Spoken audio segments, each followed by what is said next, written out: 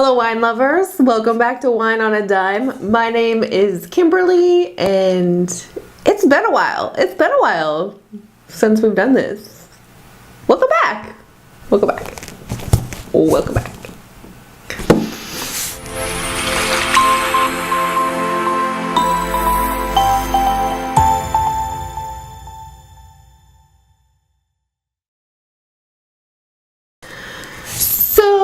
We haven't done a show for a while. We as in me and you, we are we. As you know from my last episode, I moved to Texas and I've started a new job and it was the holidays.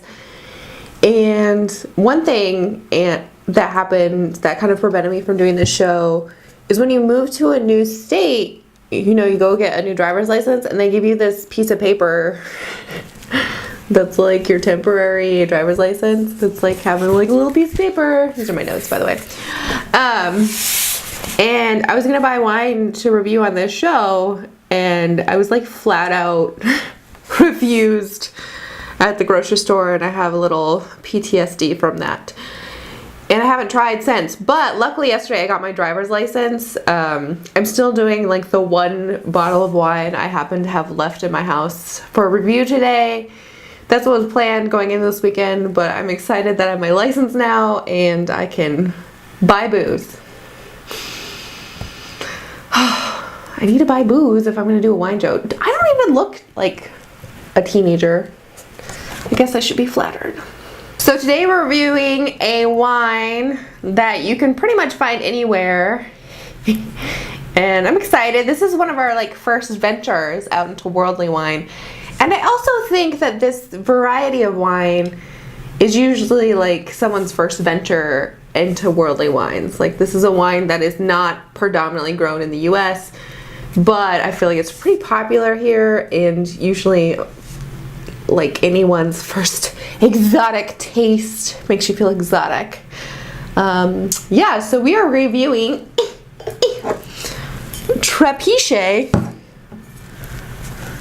Malbec. This is the oak cask version of their Malbec.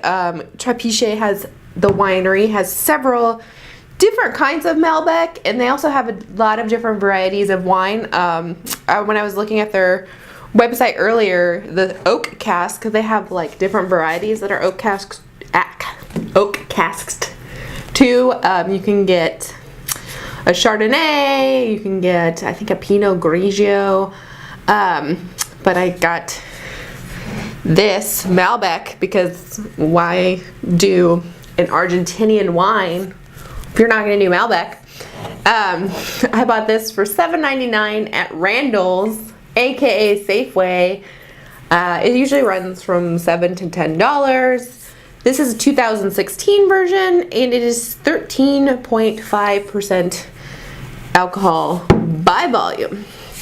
Should be fun.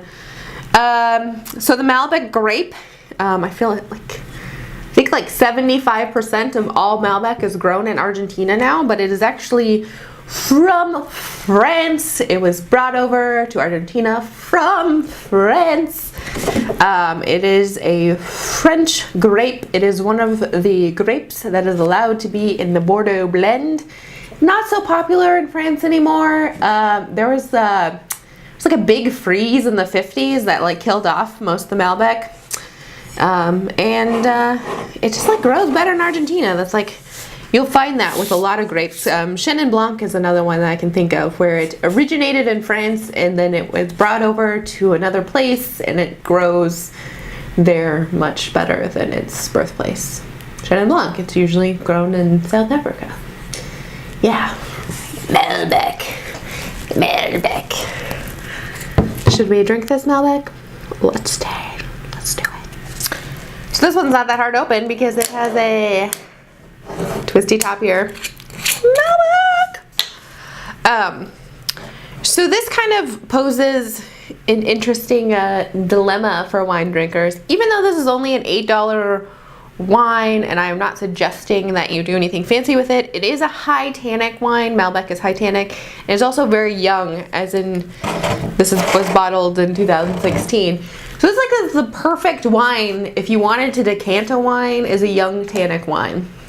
However, decanting wine is like super fancy. It's when you like pour it into a container where it exposes the surface area to air. Some people think it works, some people don't think it works. I usually drink stuff straight out of the bottle, but sometimes I like to do that. Would you want to do it for an $8 bottle of wine? That is up to you. I'm gonna cheat today because we don't have time to decant stuff on the show. I'm gonna use an aerator. We're gonna compare the two and see how it, see which one tastes better. So it's like cheating. Some people think that the aerating is not amazing, that you should decant instead. I usually just drink it out of the bottle because I'm not proofer. But let's do this. Malbec usually has kind of a dark, kind of an inky purplish red color, as you can see here. It is a darker grape. We'll do that in a second. We'll aerate in a second. Let's just dive right in. Whew, it does have a strong stench here. I can smell it from here.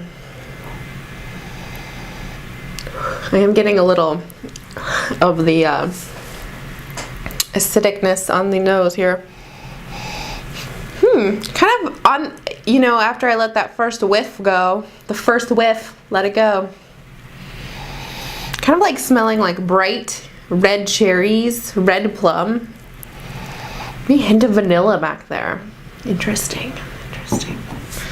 Yeah, I want us to smell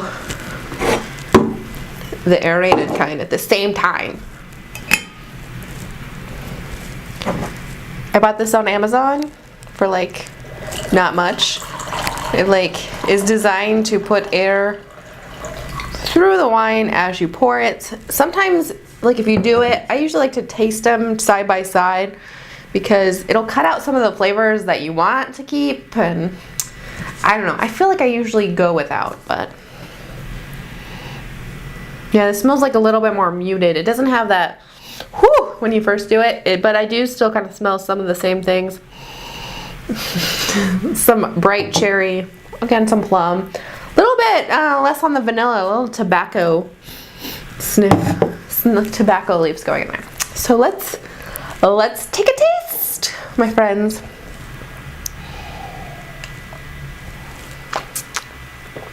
Whew. It's like bright sour cherry is like the first thing that really hit me with this.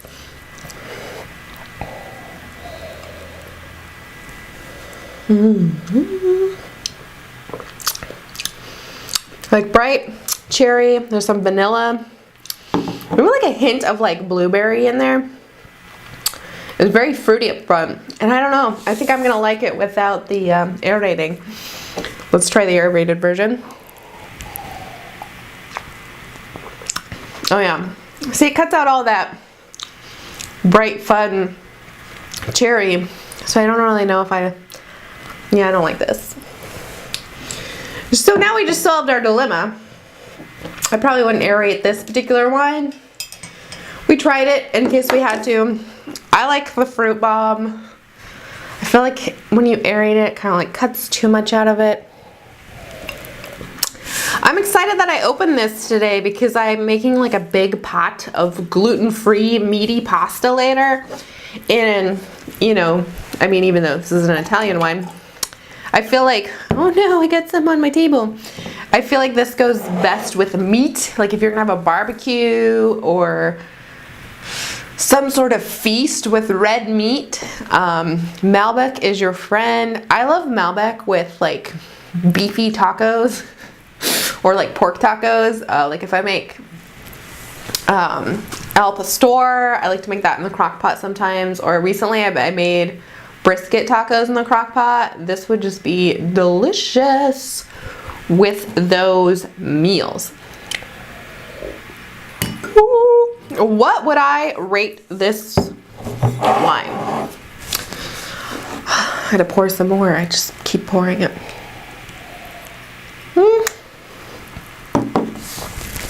I've had better Malbecs that were like in the $20 range, but considering it was $7, well, it was $8. I paid $7.99 for it. Consider it's $8. I think it's pretty tasty. I think it's one of the better red wines you can get in the $8 range, because usually that's when things start to not be so delicious, is the under $8 for any red wine. So the fact that this is $7.99 and tastes so delicious, I'm gonna give it a 4.8. Would I pay full price for this? Like the $10? Yeah, I guess so. I mean, especially if I was like on the hunt for a Malbec. I think they're like, yeah, I would. I feel like it's priced pretty good. I feel like $10 is a good